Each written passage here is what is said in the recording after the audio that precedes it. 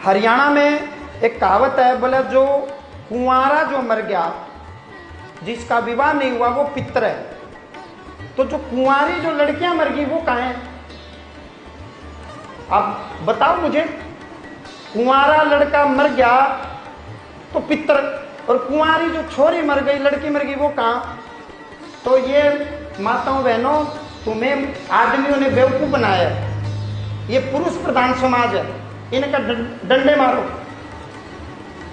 अपना हिस्सा लो। पुच्छावाड़ा का जावा, एक बड़ा पितर एक छोटा, एक बड़ी पितरानी एक छोटी पितरानी क्यों नहीं भाई? आप पता नहीं मेरी बात समझ रहे हो कि नहीं?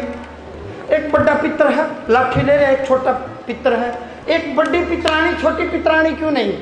अब मेरे पास जो कई माताएं बहनें आती हैं, उनके संग में मृतक आत्मा में महिला भी आती है, और मैं बताता हूं ये महिला है, ये नाम है। तो ये कोई भी क्राइटेरिया नहीं है कि कुंवारे रहोगे तो पितर बनोगे, देवता बनोगे।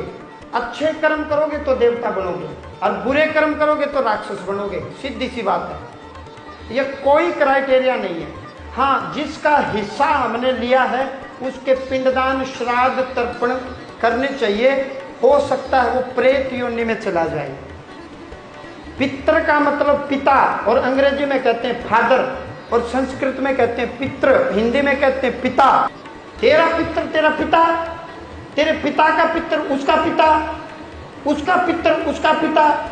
लेकिन चाचा और ताऊ भी पिता के समान आदर मान करना चाहिए। चाची और ताई का भी माँ के समान रिस्पेक्ट करनी चाहिए। 99.99% घरों में पितृदोष है, पितर कमजोर हैं, भाग नहीं देते आप, उनका जो हिस्सा बनता वो नहीं देते। कईयों ने तो मानने छोड़ दिए ये बोल करके कि हमारे घर के पितर नहीं, राक्षस हो गए। हम तो अमावस्या मानते हैं तो बोले जी लड़ाई होती है, अतः हमने माननी छोड़ दी। यानी ये बात ये हुई कि जी मैं मेरे घर में माता पिता को भोजन देता हूँ ना, तो भोजन करके है ना वो हमें ही लड़ने को आते हैं, तो जी हमने भोजन देना ही छोड़ दिया। ये कोई बात हुई?